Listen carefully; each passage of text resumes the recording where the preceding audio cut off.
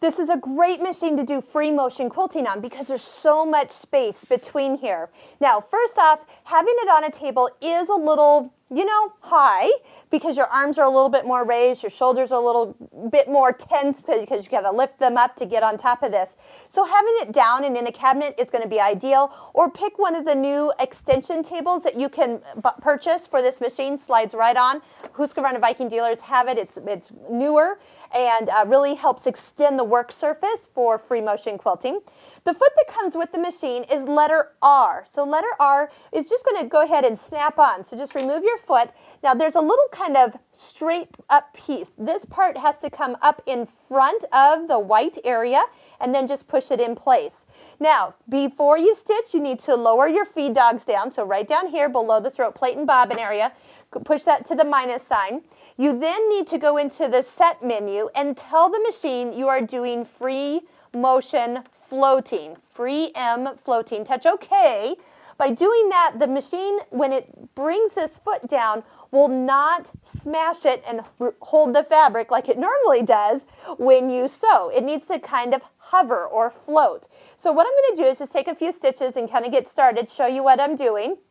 I can come out of the set menu here. Doesn't matter what your stitch length is because you are going to be moving the fabric yourself. First couple stitches I'm going to take in kind of the near vicinity here, and then I'm going to start to move it. I'm going to stop. Stopping with my needle down is ideal. I can go ahead and cut this thread and move it out of our way. Now, the faster you move your hands, the longer the stitches are. So if you're getting lots of teeny stitches, move your hands a little faster. Now, here's a little trick I like to use is the speed adjustment. Adjust the speed down 1 notch. That will put you to about a 2/3 speed. Now, when you step on your presser foot all the way down, you have a controlled speed, a speed that you can kind of get your hands used to moving so you can get nice, even stitches as you're going. Now, of course, you've got lots of patterns that you can do. I'm going to go ahead and stop. First thing I'm going to do is check my tension. I'm going to pull this out, and we're going to flip it over. On the back side, you will usually have little extra dots, which we don't want with free motion quilting. So we're going to go over here to the set menu again, arrow back up to the thread tension. Now, the top thread is getting way pulled down, so we're going to increase the top tension. We're going to make it tighter. And remember, if you're adjusting tension, you're touching it more than once because one touch is only like 2/10 of a change. So go ahead. I'm going to go up from 4.6 to 5.6. Maybe let's just go right up to 6.0. And I'm going to try it again. Go ahead and take a few stitches. A little warm-up area for your free motion quilting is nice. It also helps you adjust tension before you actually get over to the real thing. So let's take a look and see our change, especially if you're going to have different threads in the bobbin than you are in the top. Better, but not all the way. So let's go ahead and increase that tension. I'm going to go up to 7 now. And that's just because of the 2 threads I have in this current machine. This doesn't mean that will be identical to what you're working on. Every thread will act a little bit differently. Even just the batting you change will change it a little bit too. All right, now this is not the only foot that I would recommend. I have another one. We're getting better. So you want to smoothen it out so it looks the same on the front as it does on the back. And those 2 threads, when they link together, are more on the inside of your sandwich and not on one or the other. Now, our other choice is an open toe spring action foot, an optional foot that you can purchase, and I highly recommend it because this is actually going to jump up and down on your fabric and help with the connection of the stitch being made. Kind of helps with what is called flagging, where this is just floating across. This will actually kind of help as the stitches are being made.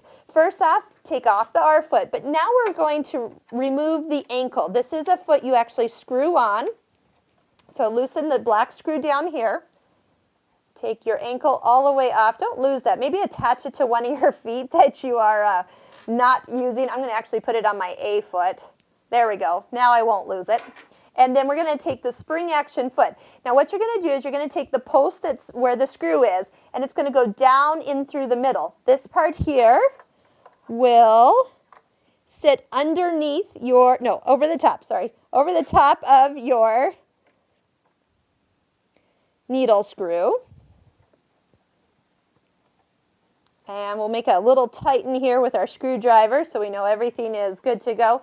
When you go to put the open toe spring action foot on, return yourself to the set menu, arrow down to where it said free motion floating, and go one more arrow down. That free motion spring action foot is what you need to choose. So you're going to go ahead, actually first turn off free motion floating by touching OK. That will uncheck that box. Then go down to free motion spring action foot and touch OK. Now you're ready to put this foot on and continue on with a little bit different setup and help with this foot. Also with this foot, it's open on the front, so it's really easy if you're following lines you've drawn or something like that. And let's go ahead, I'll just take a few stitches. Notice how it's hopping across my fabric.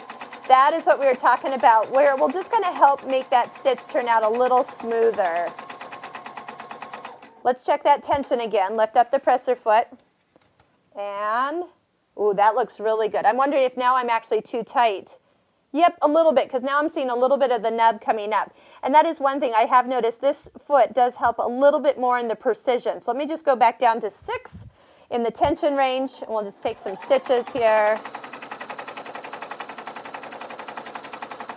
Remember that speed we adjusted at the beginning? That is really helping me to control how fast I'm going, because this is the full speed at that 2/3 speed. So I can really get a nice even flow as I'm stitching. And then as we take a look, I like the look of that. And then I'd be ready to go.